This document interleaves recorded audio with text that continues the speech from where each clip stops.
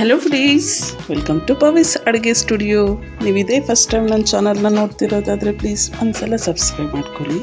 ಇವತ್ತಿನ special veg egg bhurji. ಇದು ನೋಡೋದಕ್ಕೆ ಅಷ್ಟೇ ಅಲ್ಲ, ತಿನ್ನೋದಕ್ಕೂ ಹಾಗೆ ಫ್ಲೇವರ್ ಕೂಡ ಸೇಮ್ ಎಗ್ ಬುರ್ಜಿ ಥರನೇ ಇರುತ್ತೆ. ಹಾಗಿದ್ರೆ ಹೇಗೆ ಮಾಡೋದಂತ ನೋಡೋಣ. ನಾನಿಲ್ಲಿ ಒಂದು ಬಟ್ಲಿಗೆ 1.5 ಕಪ್ ಆಗೋಷ್ಟು ಕಡಲೆ ಹಿಟ್ಟು ತೊಗೊಳ್ತಾ ಇದ್ದೀನಿ. ಅದೇ ಕಪ್ಪಲ್ಲೇ ಅರ್ಧ ಕಪ್ ಆಗೋಷ್ಟು ಅಕ್ಕಿ ಹಿಟ್ಟು ತೊಗೊಳ್ತಾ ಇದ್ದೀನಿ. ಹಾಗೆ 1/4 ಟೀ ಸ್ಪೂನ್ ಆಗೋಷ್ಟು ಅಡುಗೆ ಸೋಡಾ, ಹಾಗೆ 1 ಟೀ ಸ್ಪೂನ್ ಆಗೋಷ್ಟು ಉಪ್ಪು ಹಾಕ್ಕೊಂಡು ನೀರು ಹಾಕ್ಕೊಂಡು ಫಸ್ಟಿಗೆ ಚಿಕ್ಕದಾಗಿ ನೀರು ಹಾಕ್ಕೊಂಡು ನೀಟಾಗಿ ಗಂಟಿಲ್ಲದೆ ಈ ಥರ ನೀಟಾಗಿ ಕಲಿಸ್ಕೊಂಬಿಡಿ. ಇದು ಒಟ್ಟಿಗೆ ಜಾಸ್ತಿ ನೀರು ಹಾಕ್ಕೊಂಡ್ರೆ ಬೇಗ ಮಿಕ್ಸ್ ಆಗೋದಿಲ್ಲ. ಮತ್ತು ಇನ್ನೊಂದಷ್ಟು ನೀರು ಹಾಕ್ಕೊಂಡು ನೋಡಿ ಈ ಕನ್ಸಿಸ್ಟೆನ್ಸಿ ಬರಬೇಕು. ಇದನ್ನು ಸೈಡ್ಗೆ ಇಟ್ಕೊಂಡು ಸ್ಟವ್ ಆನ್ ಮಾಡಿ ಬಾಣಲಿ ಇಟ್ಕೊತಾ ಇದ್ದೀನಿ. ನಾನಿಲ್ಲಿ ನಾನ್ ಸ್ಟಿಕ್ ಯೂಸ್ ಮಾಡ್ತಿದ್ದೀನಿ. ನೀವು ಕಬ್ಬಿಣ ಬಾಣಲಿ ಯೂಸ್ ಮಾಡೋದಾದರೆ ಆಯಿಲ್ ಇನ್ನೊಂದು ಸ್ವಲ್ಪ ಜಾಸ್ತಿ ಹಾಕ್ಕೊಬೇಕಾಗತ್ತೆ, ಇಲ್ಲಾಂದರೆ ತಳ ಹಿಡ್ಬಿಡುತ್ತೆ.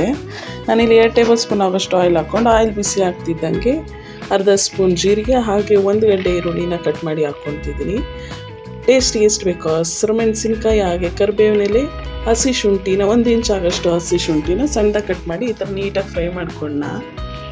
ಈಗ ಈ ಟೈಮಲ್ಲಿ ನಾನು 1 ಟೊಮೆಟೊ ಹಾಕ್ಕೊತಿದ್ದೀನಿ. ಇದಕ್ಕೆ ಟೇಸ್ಟಿಗೆ ಸ್ವಲ್ಪ ಉಪ್ಪು ಹಾಕ್ಕೊಳ್ಳಿ. ನಾನು ಮೊದಲೇ ಹಿಟ್ಟು ಕಲಿಸುವಾಗ ಉಪ್ಪು ಹಾಕ್ಕೊಂಡಿದ್ದೆ, ಹಾಗಾಗಿ ಟೇಸ್ಟ್ ನೋಡ್ಕೊಂಡು ಉಪ್ಪು ಹಾಕ್ಕೊಳ್ಳಿ. ಹಾಗೆ 1 ಅರ್ಧ ಸ್ಪೂನ್ ಆಗೋಷ್ಟು ಅರಿಶಿನ ಹಾಕ್ಕೊಂಡು ಒಂದ್ಸಲ ಈ ಥರ ಫ್ರೈ ಮಾಡಿ ಮುಚ್ಚಳ ಮುಚ್ಚಿ ಟೊಮೆಟೊ ಸಾಫ್ಟ್ ಆಗೋ ತನಕ ಚೆನ್ನಾಗಿ ಬೇಯಿಸ್ಕೊಬೇಕು. ಇದನ್ನು 1-2-3 ನಿಮಿಷ ಆಗಿದ ಕೂಡಲೇ ನೋಡಿ ಟೊಮೆಟೊ ಸಾಫ್ಟಾಗಿ ಆಗಿದೆ. ಈಗ ಇದಕ್ಕೆ 1 ಸ್ಪೂನ್ ಆಗೋಷ್ಟು ಖಾರದ ಪುಡಿ ಹಾಕ್ಕೊಳ್ಳಿ, ಅರ್ಧ ಸ್ಪೂನ್ ಧನಿಯಾ ಪೌಡರು, ಹಾಗೆ 1 ಅರ್ಧ ಸ್ಪೂನ್ ಆಗೋಷ್ಟು ಗರಂ ಮಸಾಲ ಹಾಕ್ಕೊಂಡು ಲೈಟಾಗಿ ಫ್ರೈ ಮಾಡ್ಕೊಳ್ಳಿ. ನಾನು ಮುಂಚೆನೇ ಹಸಿರು ಮೆಣಸಿನ್ಕಾಯಿ ಹಾಕಿದ್ದೀನಿ, ಹಾಗಾಗಿ ಖಾರದ ಪುಡಿ ನೋಡ್ಕೊಂಡು ಹಾಕ್ಕೊಳ್ಳಿ. ನೀವು ನಿಮ್ಮ ಮನೇಲಿ ಖಾರ ಎಷ್ಟು ಯೂಸ್ ಮಾಡ್ತೀರೋ ಅದ್ರ ಮೇಲೆ ಡಿಪೆಂಡ್ ಆಗುತ್ತೆ. ನಮ್ಮ ಮನೇಲಿ ಸ್ಪೈಸಿಯಾಗಿ ಸ್ವಲ್ಪ ತಿನ್ನೋದ್ರಿಂದ ಸ್ವಲ್ಪ ಖಾರ ಹಾಕ್ಕೊತಿದ್ದೀನಿ. ಹಾಗೆ ನಾವು ಮೊದಲೇ ಕಲಸಿಟ್ಟಿರ್ತಕ್ಕಂಥ ಮಿಶ್ರಣನ ಹಾಕ್ಕೊತಾ ಇದ್ದೀನಿ ನೋಡಿ. ಫ್ರೈ ಮಾಡಿ ಆದಮೇಲೆ ಇದನ್ನು ಹಾಕ್ಕೊಂಡು ಈಗ 5 ನಿಮಿಷ ಲೋ ಫ್ಲೇಮಲ್ಲಿ ಇದು ಕುಕ್ ಆಗಬೇಕಾಗುತ್ತೆ. ಇದು ಯಾವುದೇ ಕಾರಣಕ್ಕೂ ಹೈ ಫ್ಲೇಮಲ್ಲಿ ಕುಕ್ ಮಾಡಬೇಡಿ, ಯಾಕಂದರೆ ಕಡಲೆ ಹಿಟ್ಟು ಬೇಯೋದಕ್ಕೆ ಸ್ವಲ್ಪ ಟೈಮ್ ತಗೊಳುತ್ತೆ. ಹಾಗಾಗಿ ಲೋ ಫ್ಲೇಮಲ್ಲಿ 5-6 ನಿಮಿಷ ಕುಕ್ ಆಗಲಿ ಇದು.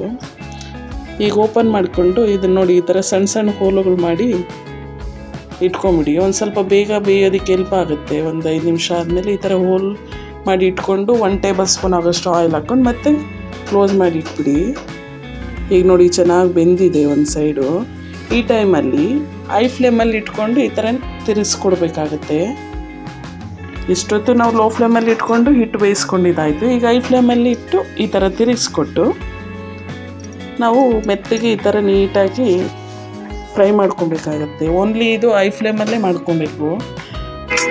ಲೋ ಫ್ಲೇಮಲ್ಲಿ ಫಾಸ್ಟಾಗಿ ಮಾಡೋದ್ರಿಂದ ಅದು ಸಾಫ್ಟ್ ಮುದ್ದೆ ಥರ ಆಗೋ ಚಾನ್ಸಸ್ ಇರುತ್ತೆ. ಹಾಗಾಗಿ ಹೈ ಫ್ಲೇಮಲ್ಲೇ ಈ ಥರ ನೀಟಾಗಿ ಮಿಕ್ಸ್ ಮಾಡ್ಕೊಂಡು ಈ ಥರ ಚೆನ್ನಾಗಿ ಫ್ರೈ ಮಾಡ್ಕೊತಿದ್ರೆ ಮೇಲೆಲ್ಲ ಕ್ರಿಸ್ಪಿಯಾಗಿ ಒಳಗಡೆ ಸಾಫ್ಟಾಗಿ ತಿನ್ನೋದಕ್ಕೂ ಚೆನ್ನಾಗಿರುತ್ತೆ. ಸೇಮ್ ಎಗ್ ಬುರ್ಜಿ ಥರನೇ ಕಾಣಿಸುತ್ತೆ.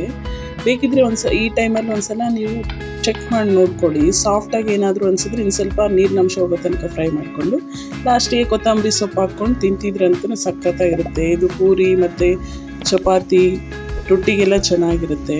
ಹಾಗೆ ಈ ಒಂದು ವಿಡಿಯೋ ನಿಮ್ಗೆ ಇಷ್ಟ ಆಗಿದ್ರೆ ಒಂದು ಲೈಕ್ ಕೊಟ್ಟು ನಿಮ್ಮ ಫ್ಯಾಮಿಲಿ ಫ್ರೆಂಡ್ಸ್ಗೆ ಶೇರ್ ಮಾಡಿ. ಇದೇ ಥರನೇ ನೀವು ನಿಮ್ಮ ಮನೇಲಿ ಟ್ರೈ ಮಾಡಿ ಹೇಗೆ ಬಂತಂತ ಕಮೆಂಟ್ ಮಾಡಿ. ಹಾಗೆ ನನ್ನ ಚಾನಲ್ನ ಸಬ್ಸ್ಕ್ರೈಬ್ ಮಾಡೋದು ಮಾತ್ರ ಮರಿಬೇಡಿ. Thank you.